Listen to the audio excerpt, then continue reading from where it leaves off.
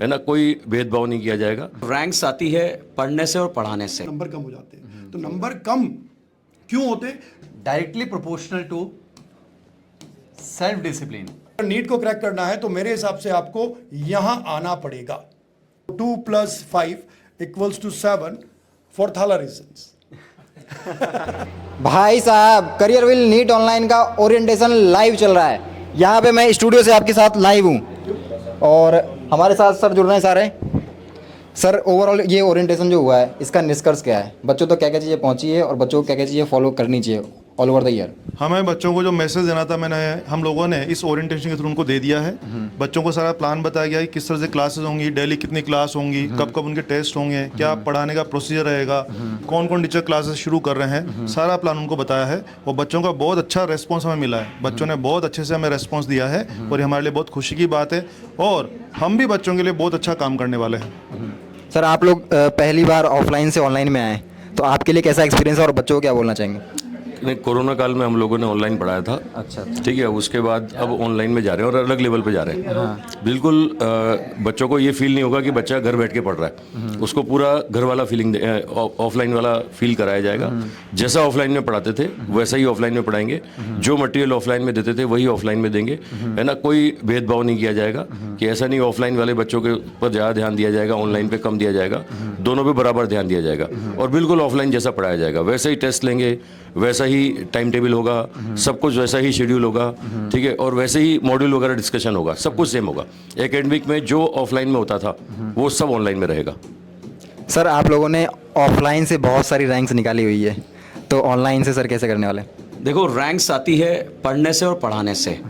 जिस तरह से हम ऑफलाइन में बच्चों को पढ़ाते हैं, अच्छा कंटेंट देते हैं, अच्छी डिलीवरी देते हैं, उनके सारे कॉन्सेप्ट्स को क्लियर करते हैं, तो यहाँ पर भी हम इसी तरह से कॉन्सेप्ट क्लियरिटी के साथ काम करने वाले हैं। और अगर कोई बच्चा घर बैठकर चीज़ों को पढ़ता है तो रैंक पक्का आने वाली है, कोई नहीं रोक सकता उसे।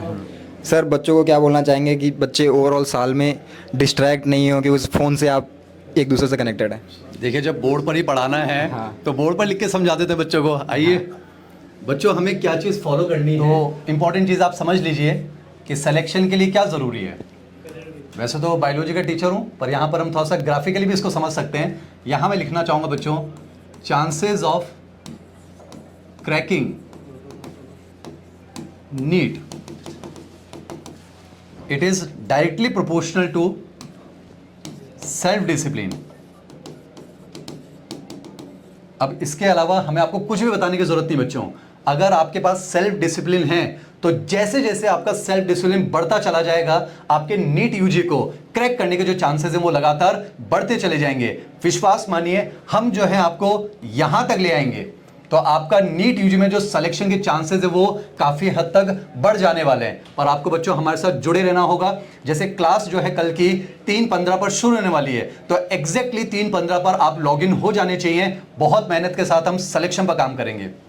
Thank you so much. Sir, overall साल में सर बच्चे स्टार्टिंग में बहुत ज़्यादा मोटिवेटेड रहते हैं कि हमें ये करना है, हमें एम्स जाना है, हमें यहाँ पे जाना है, वहाँ पे जाना है, इतने नंबर लाने हैं। पर धीरे धीरे वो डिस्ट्रैक्ट हो जाते हैं और फिर लाइन ग्राफ सब बिगड़ जाता है। बिल्कुल। तो उसके लिए क्या करना पड़ेगा बच्चों? तो देखिए, मतलब यूँ बात है, अपनी कहने का मतलब ये है कि देखिए, जब हमारी क्लास से जुड़ेगा वो, जैसे ऑफलाइन में क्या होता है कि बाकायदा हम लोग क्या करते हैं, ऑफलाइन के अंदर मेंटरशिप देते हैं प्रॉपर। मेंटरशिप का मतलब एक तरह से गाइडेंस होता है। गाइडेंस का मतलब ये होता है कि बच्चा हमारे पास आके बात करता है कि सर, मतलब मैंने ये शेड्यूल बनाया है, मेरा टाइम मैनेजमेंट है, मेरे जो टेस्ट होंगे उसमें मैं ये तैयारी कर रहा हूँ और मैं इस तरीके से ये बैकलॉग जो मेरा हो गया था इसको मैंने तैयार किया है, क्वेश्चन के थ्रू ऐसे तैयार किया है। तो मेरा मानना यह है कि अगर बच्चा ऑफलाइन भी हमारे सामने आके बात कर रहा है और ऑनलाइन में जो है वो स्क्रीन के थ्रू बात करेगा, तो स्क्रीन के थ्रू बात करेगा तो अगर मुझसे कुछ पूछेगा वो, तो मेरे हिसाब से मैं उसको गाइड कर सकता हूँ कि बेटा इस टेस्ट में अब तेरे पास ये आने वाला है, तो तू ये बैकलॉग अपना जो है उसको अपने क्वेश्चन करके तैयार कर ले। क्वेश्चन करके तैयार करने के बाद तेरा बैकलॉग इकट्ठा नहीं होगा, तो लास्ट में जाके जो एकदम से डिमोटिवेट कब होता है बच्चा, जब नंबर कम हो जाते हैं। तो नंबर कम